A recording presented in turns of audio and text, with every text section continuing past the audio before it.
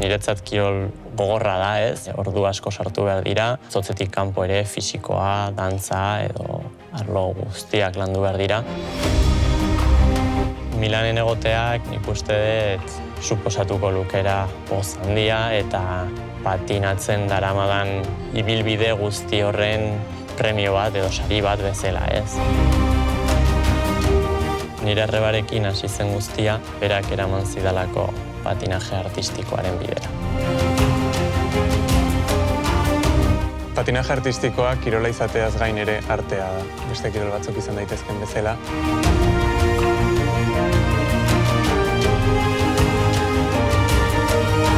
Ikasteko prozesuan egunero erori eta erori egin behar zera, orduan altxatzen ez bazera gaizki.